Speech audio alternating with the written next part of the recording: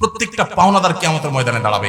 নবী সাল্লাল্লাহু আলাইহি ওয়াসাল্লাম বলেছেন, আতাদরুনা মানিল মুফলিস, তোমরা কি জানো সবচেয়ে বড় ভিখারি কে? সাহাবীরা বলছেন, আল মুফলিসু ফিনা মান লা দিনার লাহু ওয়া লা দিরহাম। হে আল্লাহর রাসূল, যার টাকা পয়সা নেই সেই তো ভিখারি। নবী সাল্লাল্লাহু আলাইহি ওয়াসাল্লাম বলেছেন, আরে এটা আসল ভিখারি না, আজকে টাকা নাই কালকে আসবে।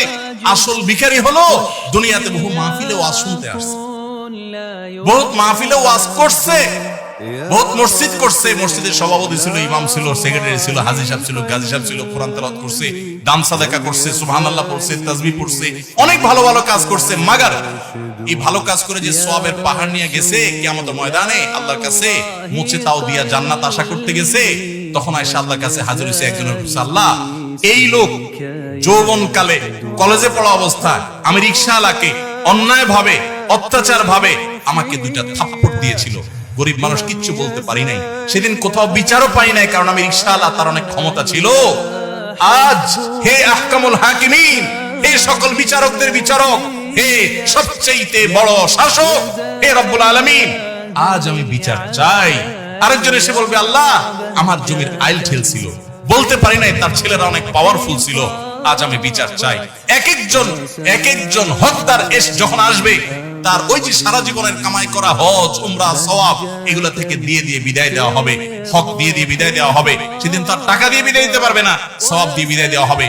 পাহাড় পরিমাণ আমলের সওয়াব নিয়ে এসে সেগুলো পাওনাদারকে দিতে দিতে রিক্ত হস্ত খালি হস্ত হয়ে জাহান্নামে যখন নিক্ষিপ্ত হবে, নবী সাল্লাল্লাহু আলাইহি ওয়াসাল্লাম বলেছেন, এই লোক হলো আসল ভিখারি, এই লোক হলো জনম দুঃখী, এই লোক হলো সবচেয়ে কপাল পোড়া, যে মানুষের হক মেরেছে।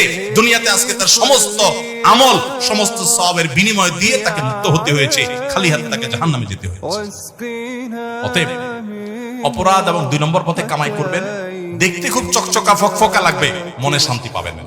মনে শান্তি পেতে হলে হালাল উপার্জন করতে হবে, চেষ্টা করা যাবে না ইনশাআল্লাহ।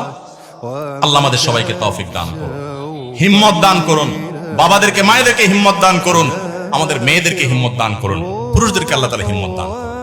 খুব লজ্জা হয় আমার, আমরা মুসলমান, আমরা চুরিদারি 2 নম্বরই করি, আবার ওয়াজও শুনি। পৃথিবীর অনেক উন্নত দেশ আছে, তারা দুর্নীতি করে না, তাদের অনেক খারাপ জিনিস আছে, কিন্তু তারা কি করে না? দুর্নীতি করে না।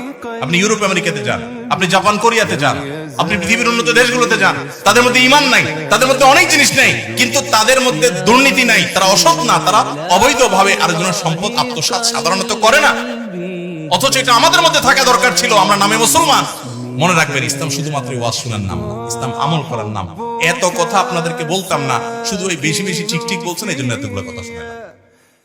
يا رسول الله قلبي